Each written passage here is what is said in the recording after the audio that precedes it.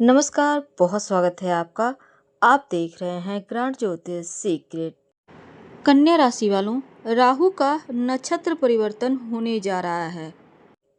नौ ग्रहों में राहु का विशेष महत्व है। हालांकि ये छाया ग्रह हैं, हर व्यक्ति के जीवन को पूरी तरह से बदलने की ताकत रखते हैं।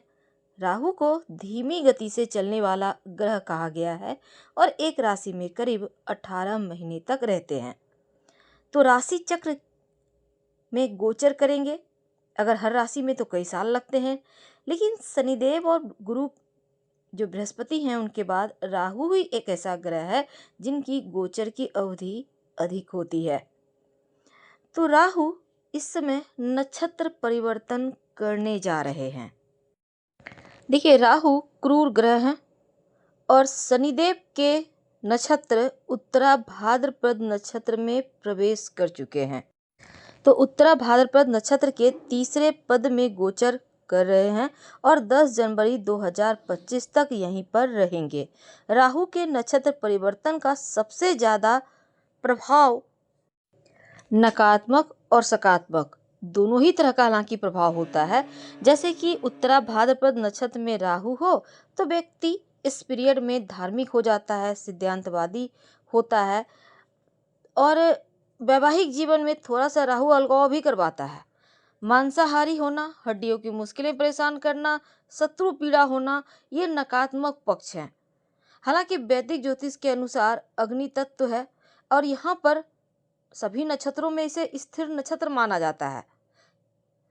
इस नक्षत्र में यानी उत्तरा भाद्रपद नक्षत्र के प्रथम पद में, प्रथम चरण में व्यक्ति को धर्म की तरफ मोड़ता है राहु। वैवाहिक जीवन में लेकिन बाधाएं देता है, चरित्र को मलिन करता है, मांसाहार की तरफ अग्रसर होता है और थोड़ा हड्डियों की मुश्किलें देता है। लेकिन जैसे ही राहु उत्तरा भाद्रपद नक्षत्र के द्वितीय चरण में जाते हैं तब बात रोक देता है, समाज में अपमानित करवाता है और पारिवारिक जीवन में थोड़ा दुख देता है। वहीं राहु उत्तरा भाद्रपद नक्षत्र के जब तृतीय चरण में जाते हैं तब व्यक्ति से काम ज़्यादा करवाते हैं, स्त्रियों से संबंध बनता है, बिगड़ता है, या फिर ऐसा कहें कि अगर छेड़छाड़ करेंगे तो अपमानित भी करवाएगा राहु। यानी प्रेम नहीं मिलता, कष्ट मिलता है ज़्यादा। लेकिन उत्तरा भाद्रपद नक्षत्र के चौथे चरण में जब प्रवेश करता है राहु तब धन बेवजह खर्चा करवाता है, कामुक विलासी बना देता है और अशुद्ध विचार देता है। शनिदेव के नक्षत्र में, उत्तरा भाद्रपद नक्षत्र में 16 मार्च 2025 तक रहेंगे और राहु शनि के नक्षत्र में जब आते हैं तो इनका प्रभाव 10 गुना अधिक बढ़ जाता है या 10 गुना अधिक बलशाली हो जाते हैं। वैदिक ज्योतिष में राहु की अगर हम माने तो जिन पर मेहरबान होते हैं ना, उसे धन, शोहरत, सुख की कमी कभी नहीं होने देते। शनिदेव के बाद दूसरे ऐसे ग्रह राहु हैं जो धीमी गति से चलते हैं, लेकिन राहु का प्रभाव तुरंत होता है और धीमी गति से भी होता है लेकिन अस्थायी होता है। अगर हम शनिदेव से तुलना करें तो शनिदेव के नक्षत्र में बलशाली हो जाते हैं राहु और ऐसा ही अभी हुआ है। तो अभी राहु उत्तरा भाद्रपद नक्षत्र में प्रवेश कर चुके हैं और द्वितीय चरण में गोचर कर रहे हैं। यहाँ पर वो 2 दिसंबर 2024 तक रहेंगे। उत्तरा भाद्रपद नक्षत्र के स्वामी शनिदेव हैं और ज्योतिष की माने तब जब राहु शनि के नक्षत्र में गोचर करते हैं तो वो काफ़ी बलशाली हो जाते हैं और उनके फल देने की क्षमता काफ़ी बढ़ जाती है। तो राहु की बदली हुई इस चाल का आपके ऊपर क्या प्रभाव पड़ेगा, यही आज जानेंगे हम विस्तार से। वीडियो के अंत तक बने रहिए और ये प्रेडिक्शन चंद्र राशि पर आधारित है। राहु उत्तरा भाद्रपद नक्षत्र में 16 मार्च की शाम 6:50 तक रहेंगे। उत्तरा भाद्रपद नक्षत्र को पुनर्निर्माण का नक्षत्र कहा जाता है और कन्या राशि वालों, आपके लिए राहु का शनिदेव के नक्षत्र उत्तरा भाद्रपद नक्षत्र में आना बहुत ही दुर्लभ और शुभ संयोग है। अभी आपके लाइफ में जो भी तनाव है, संघर्ष है, 16 मार्च 2025 से पहले आपके हर समस्या का समाधान आपको ज़रूर मिलेगा। राहु एक ऐसा ग्रह है जो जीवन में अचानक से बदलाव लाता है, सब कुछ बदल कर रख देता है। और जब शनिदेव के नक्षत्र उत्तरा भाद्रपद नक्षत्र, इस नक्षत्र की खूबी भी बहुत खास है क्योंकि इनमें बहुत सारी विशेषताएं हैं। राहु टेक्नोलॉजी का कारक है, विचारों का कारक है, और आधुनिक जो युग है, समय है, ये टेक्नोलॉजी का है, इसलिए राहु इस समय ज़्यादा महत्व रखता है। तो लीक से हटकर, परंपरागत तरीके से हटकर जो आप काम करते हैं वो राहु के अंतर्गत आता है। वैसे तो इस समय देखिए, खुद का अगर आपका कारोबार है, कोई समस्या चल रही थी, तब उसका समाधान भी इस समय आपको प्राप्त होता हुआ दिखेगा। अपनी समस्याओं का हल कुछ नए तरीके से आप निकाल पाएंगे। ज़्यादातर जो भी मुश्किलें हैं वो आपकी अपने आप ठीक हो जाएगी। अगर आप बेरोज़गार हैं, जॉब प्राप्ति की जो समस्या है वो समाप्त होगा। खुद का कारोबार करना चाहते हैं वो आपको प्राप्त होगा। लेकिन राहु के यहाँ पर उत्तरा भाद्रपद नक्षत्र के 4 चरण, और चारों चरण में राहु अलग अलग फल देंगे। ये सत्य है कि राहु आपके सप्तम भाव में उत्तरा भाद्रपद नक्षत्र में जब आएंगे तो लाइफ पार्टनर, बिजनेस पार्टनर के साथ जो भी मुश्किलें थी उसको एक बेहतर वक्त में आप बदल सकते हैं। रिश्तों को निभाएंगे तो मजबूती भी आएगी। अगर आपके रिश्तों में अलगाव था तो इन चीज़ों को, अफवाहों में न जाकर चीज़ों को समाप्त करने का प्रयास करें।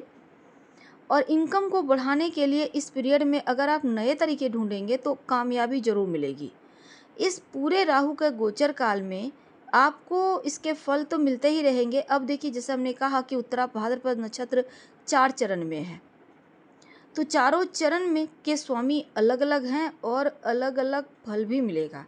अब जैसे कि अभी 8 सितंबर तक 2024 तक राहु महाराज उत्तरा भाद्रपद नक्षत्र के चौथे चरण में रहेंगे, तो चौथे चरण के स्वामी मंगल हैं।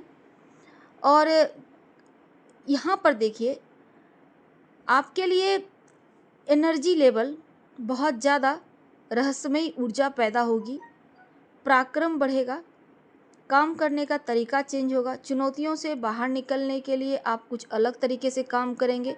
थोड़ी सी हड़बड़ाहट हो सकती है, छोटी छोटी बात पर आप एग्रेसिव हो सकते हैं, तो इस समय थोड़ा सा सावधान रहना है। और ज़रूरत से ज़्यादा आपको किसी चीज़ में ज़्यादा नहीं उलझना है। बिना सोचे समझे कोई भी कार्य ना करें, ना ही किसी तरह का कोई जगह आप पैसा लगाएं। लेकिन 8 सितंबर के बाद की अगर हम बात करें तो देखिए, जब राहु उत्तरा भाद्रपद नक्षत्र के तृतीय चरण में आएंगे तो जो विद्यार्थी हैं, जॉब के लिए इंटरव्यू दे रहे हैं, उनको परिणाम शुभ मिलेगा। लेकिन आपको मेहनत भी करना होगा। अब कहने का मतलब, इस अवधि में उम्मीद के विपरीत चीज़ें होंगी। जो विद्यार्थी हैं, पढ़ाई कर रहे हैं, उनके लिए एग्ज़ाम आप बेहतर तरीके से दे पाएंगे। जीवन साथी के स्वास्थ्य का थोड़ा ख्याल रखिएगा। और लाइफ पार्टनर या बिजनेस पार्टनर के साथ अगर किसी तरह का कोई अलगाव चल रहा है, 8 सितंबर के बाद आप निर्णय ले सकते हैं। आपका अलगाव समाप्त हो जाएगा। जो भी निर्णय लेंगे वो निर्णय एकदम सही रहेगा। भाई बहन के साथ रिश्ता बढ़िया होंगे। और जो लोग ट्रांसपोर्ट के पब्लिक ट्रांसपोर्ट से सफ़र करते हैं खासकर, तो उन लोगों के लिए चोरी ना हो जाए, कुछ चीज़ें खो ना जाए, इसका ध्यान रखिएगा। अब यहाँ पर चूँकि मंगल के नक्षत्र तृतीय नक्षत्र चरण में राहु 8 सितंबर के बाद है, तो आपको हनुमान चालीसा का पाठ नियमित रूप से करना चाहिए। अब देखिए, 8 सितंबर से 10 नवंबर तक का जो वक्त है, राहु यहाँ पर आपके लिए ऐशो आराम के ऊपर खर्चा करवाएंगे। बेवजह की चीज़ों पर थोड़ा कंट्रोल रखिएगा, नहीं तो फिर बाद में धन की कमी होगी। नौकरी करते हैं तो इंक्रीमेंट वगैरह आपको मिल सकता है। बिजनेस करते हैं, काम धंधे में प्रॉफिट तो होगा लेकिन धन भी आएगा। जो लोग बेरोजगार हैं, काम धंधा मिलने में आसानी होगी, मान सम्मान बढ़ेगा। जिन लोगों का शादी ब्याह वगैरह में अगर किसी भी तरह का चीज़ों में पैसे की तंगी थी तो वो अब कार्य आपके बन जाएंगे। कहीं ना कहीं से धन राहु जरूर दिलवाएगा। लाइफ पार्टनर, बिजनेस पार्टनर के साथ जो भी मुश्किलें थी वो समाप्त हो जाएंगी। और थोड़ा और आगे बढ़ते हैं। 10 नवंबर से लेकर 10 नवंबर 2024 से 12 जनवरी 2025 तक का जो वक्त है, राहु महाराज उत्तरा भाद्रपद नक्षत्र के दूसरे चरण में रहेंगे और दूसरा चरण का स्वामी बुध है। अब देखिए यहाँ पर आपके फर्स्ट हाउस में कन्या राशि और बुध के स्वामी हैं, तो ऐसे में क्या होगा ना, समाज में एक विशेष पहचान आप बनाने में कामयाब रहेंगे। मान सम्मान बढ़ेगा, समाज में दबदबा बढ़ेगा, आपकी बुराई करने वाले लोग भी तारीफें करेंगे, इनकम बढ़ेगा आश्चर्यजनक रूप से।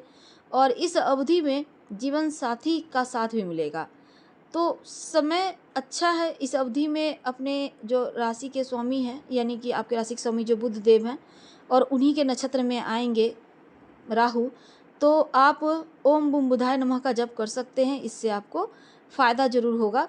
या आप माता रानी को 2 लौंग नियमित रूप से अर्पित करें, प्रसाद के रूप में खा लें।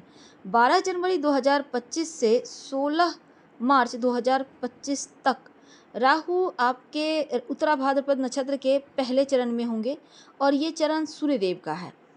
तो ऐसे में आपके लिए राहु भौतिकवादी थोड़ा बनाएगा, थोड़ा सा आप एक्स्ट्रा चीज़ों पर अधिकार जमाने को आपको प्रोत्साहित करेगा।